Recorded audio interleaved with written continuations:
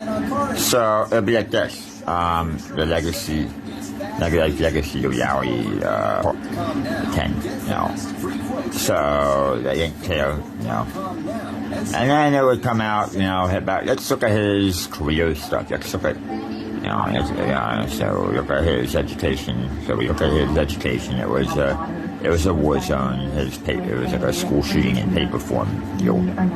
So, what was his career stuff? Well, he should have been in group homes. He should have been in group homes where they took care of him and he didn't have to work. He didn't have to work because they should not have employed him in anywhere. They, look at his vocational thing. So, his parents, his dad signed him on to this state OVR thing, the state vocational rehabilitation for people who are disabled, people who are on the disabled thing. But they allowed, they would say, well, they had a case lapse for 14 years and only 2 job opportunities. They would say, well, that looks really bad. They allowed a case to lapse for 14 years. They had a case and there was only 2 job opportunities. How the fuck is that logical? That sounds really terrible. That doesn't sound like that doesn't sound ethical. It sounds like it violates the law. It violates the laws. And then there would be it violates the laws, and so they look at his father, and they would say, it doesn't, well, what about his father? He used it to terrorize his son, to radicalize his son even more. Radicalize his son probably into the workplace, radicalize him, to radicalize a terrorist. He didn't kill anyone, but they had no idea how badly they damaged him and his community. They upended his life, they upended his self-esteem, they upended his mental health, physical health, mental, to the point where he can't function on the job.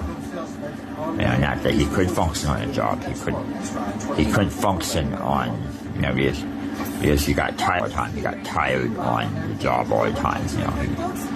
He wasn't functional. And so, but that's true.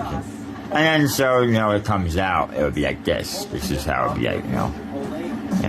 His dad basically so he let a case lapse for 14 years, only 2 job things. How the fuck is that?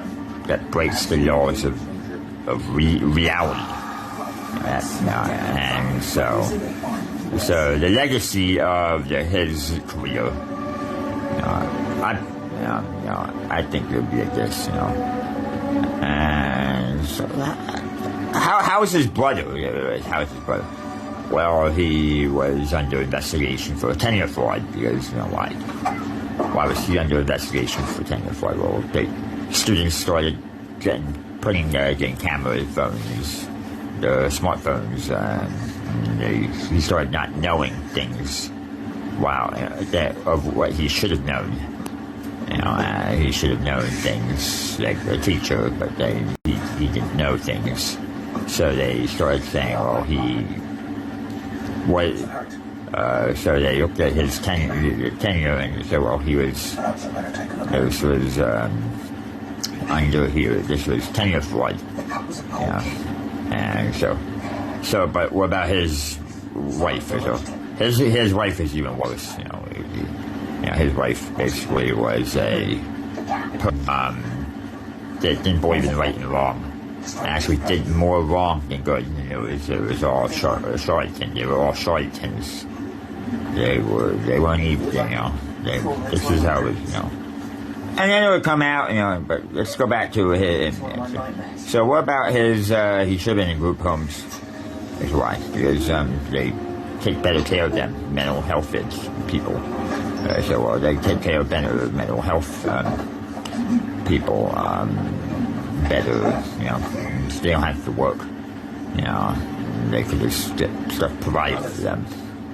They go out shopping every week, or they go out shopping and they pick up vans and then go have like an allowance stuff that they go into the community and they do community service and stuff. But when you talk about the stuff, when you talk about this is how it was, and then you talk about the fact that they had, that they had